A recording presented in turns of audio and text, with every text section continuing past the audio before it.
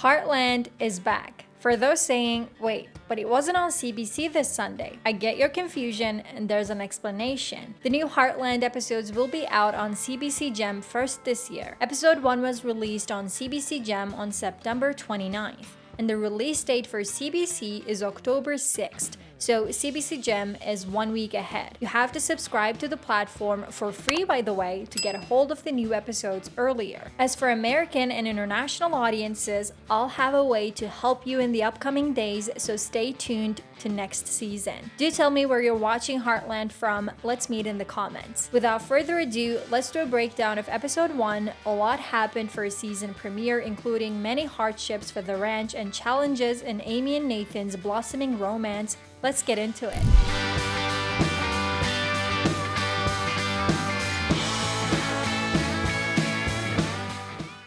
Jack, Tim, and Lou. The first big storyline of the episode revolved around these three. As Lou lost the mayoral race, she decided to be more involved in the family's cattle business. Throughout the episode, she brought in great ideas to boost their business in the fight against price beef. But Jack and Tim didn't fully include Lou in their thought process and didn't appreciate her efforts. For instance, she arranged a morning show appearance for Jack to promote their cookbook, but Jack wasn't enthusiastic about it at all. It was Lou who thought of brand new ideas to promote their business, while Jack and Tim lamented about their unfortunate situation, especially after learning that Garland Foods was now selling price beef. They didn't even tell Lou that a drought was happening. They were actually running out of water. Fortunately, towards the end of the episode, Jack and Tim opened up about the water problem and let Lou know about the issue. I felt that most of the problems in this new dynamic stemmed from the fact that it was new. These three are not used to working together.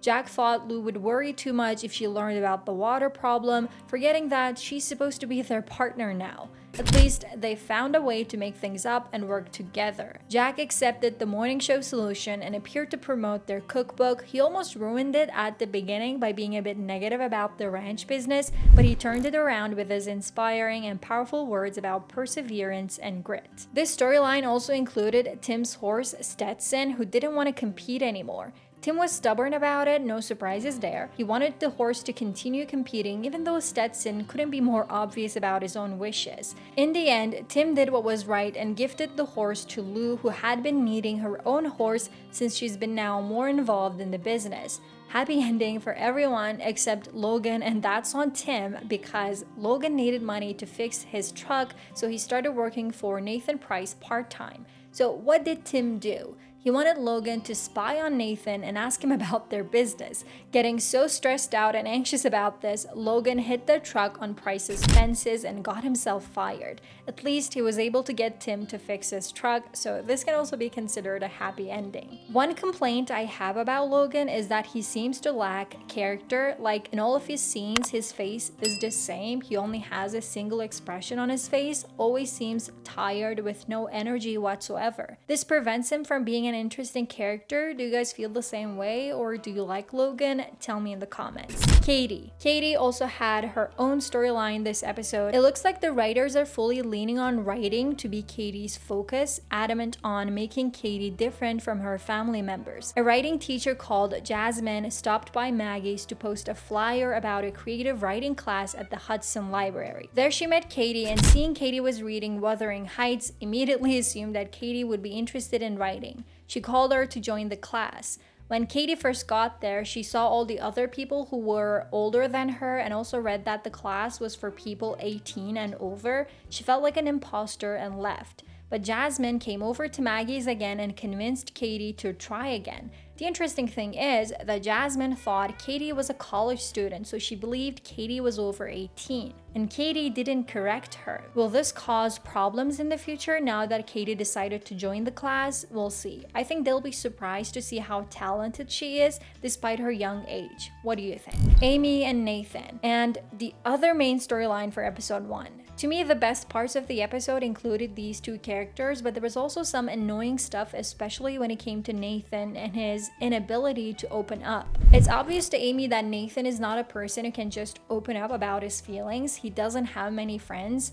His only friend could be his dog, Molly, which is a bit sad, but it's also Nathan's own making. He doesn't talk about what's going on in his life, in his head, but after what happened with Finn, Amy wants to be with someone who doesn't have any secrets. She can never be sure about that when it comes to Nathan. As if that's not enough, Amy met Nathan's ex-wife Tristan, who told her about why their relationship ended. I mean, from the last season, we knew that Tristan had cheated on Nathan with another man and went on to marry that man, but the problems in their relationship first arose because Nathan would just not open up.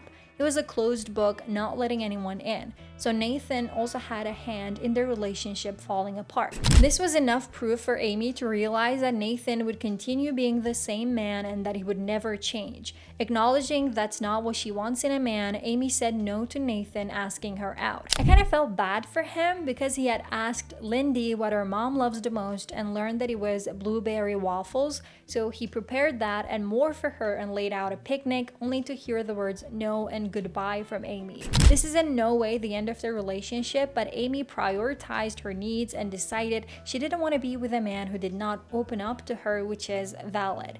Could you be with a person who never talks about their feelings? I could never. Amy made the right decision, but she could have explained it to Nathan. Maybe that will come in episode 2. Later this week, I will look into the episode 2 trailer and talk about my predictions for the second episode. Stay tuned and watch this video next if you want to have some fun.